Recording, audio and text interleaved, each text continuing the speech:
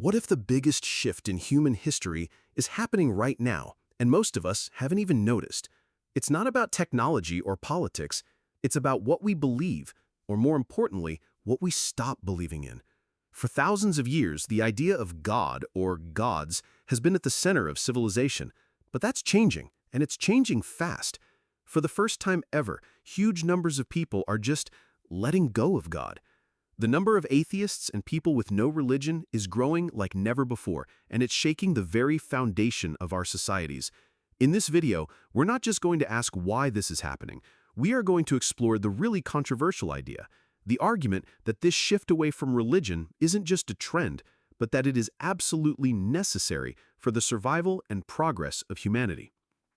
So where is this all coming from? Why are people suddenly walking away from beliefs that have comforted their ancestors for centuries? Well, one of the biggest reasons is probably in your pocket or on your desk right now. It's the internet. Think about it. 100 years ago, if you lived in a small town, your reality was shaped by your family, the local priest or pastor, and a handful of books. Your worldview was pretty sealed off. If you had doubts, who would you even talk to? You were alone. Today, that same person in that same small town can pull out their phone and instantly access every piece of information, every argument against religion, every scientific theory, and connect with millions of other people who are also questioning. The internet broke down the walls. It showed people that there are other ways to see the world and other ways to live a good life that don't require faith. It gave doubters a community. Then there's science. For most of history, religion was the only thing that had answers to the big questions. Why are we here? Where did the universe come from? What happens when we die? Religion had a story for all of it, but over the last few centuries, science started offering its own answers. The Big Bang Theory gave us a story for the universe, not based on a creator, but on physics and cosmic expansion. Evolution by natural selection gave us a story for life, not based on a divine plan, but on genetics and survival. These scientific explanations didn't necessarily set out to disprove God, but they made God less necessary as an explanation for how the world works. And the numbers back this up. A huge study by the Pew Research Center tracks the rise of the nones, people who are religiously unaffiliated, meaning they identify as atheist, agnostic, or nothing in particular. In the United States, this group has exploded, going from just a small faction a few decades ago to over a quarter of the population today. And among young people, it's closer to 40%. It's even more dramatic in other parts of the world. In many European countries like the Netherlands, Sweden, and the UK, the nones are now the majority. In the Czech Republic, a staggering 78% of people don't affiliate with any religion. A massive cultural shift is happening right under our noses. Another big factor is something called the Existential Security hypothesis. That's a fancy way of saying that when people feel safe and secure, they feel less need for religion. When you live in a society with good healthcare, low infant mortality, a strong social safety net, and you're not worried about war or famine breaking out tomorrow, the need for a supernatural being to protect you and promise you a better life after you die becomes a lot weaker. Religion thrives where life is hard and unpredictable. As societies become wealthier and more stable, faith often fades into the background. But here's where it gets really intense. For a believer, hearing all this might sound terrifying. A world without God can sound like a world without a moral compass, without meaning, without any hope. They might ask, if you don't believe in God, what stops you from stealing or killing? What gives your life purpose? This is the biggest challenge that atheism has to answer, and it brings us to the second and much more provocative part of our question. Why would anyone argue that atheism is necessary? The argument for necessity starts with that very question of morality. Proponents of atheism argue that morality doesn't come from a holy book. They argue it comes from something much deeper and more natural, empathy. It's wired into us as social animals. We know that it hurts to be hit, so we don't hit others. We know what it feels like to be sad, so we comfort others who are sad. It's the golden rule: treat others as you want to be treated, and you don't need a divine being to understand it.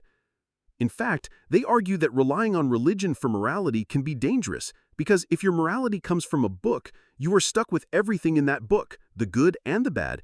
This is where they point to passages in holy texts that condone slavery, violence against non-believers, or the subjugation of women. A secular or non-religious morality, they say, can evolve, It can change as we as a species become wiser and more compassionate.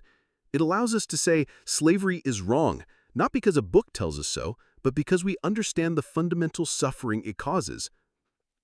By the way, if you're finding this breakdown interesting and want to explore more big ideas that are shaping our world, take a quick second to hit that subscribe button. It's a huge help for the channel, and you won't miss out on what we dive into next. The next argument for why atheism might be necessary is about conflict. Let's be real, religion has been at the heart of some of the most brutal wars and atrocities in human history, from the Crusades to the wars of religion in Europe to modern-day sectarian violence. People have been killing each other for centuries over whose version of God is the right one. The argument is that if we remove these supernatural divisions, we remove a major reason for us versus them thinking. It doesn't mean all conflict would end, of course, but it would be one less flag to fight under. It's a lot harder to demonize someone just for being a human being than it is to demonize them for being an infidel. Then there's the link to science and progress. The argument isn't that religious people can't be great scientists. Many have been. The argument is that religion as a system is based on faith, which means believing something without evidence. Science is the exact opposite. It's a process of questioning everything and only believing something when you have overwhelming evidence for it. Proponents of a secular world argue that to solve the huge problems we face today, like climate change, pandemics, or the ethics of artificial intelligence, we need to use the method of science and reason, not faith. They believe that a world that values evidence over dogma will be better equipped to make the tough, rational decisions needed for our future. So this brings us to the core of it all, the climax of this whole debate. The argument that atheism is necessary isn't really about hating God or destroying religion. It's an argument about what system we should use to run our planet. It presents humanity with a choice. Do we continue to build our societies on foundations of ancient texts, faith, and supernatural beliefs that are, by their very nature, divisive because they can't be proven? Or do we try to build a global civilization on a foundation of shared human reason, scientific evidence, and universal empathy? For those who see atheism as necessary, they believe the challenges of the 21st century are too serious to be tackled by groups of people who are divided by competing, unprovable claims about reality. They see religious faith as a system that is no longer adequate for the problems we face.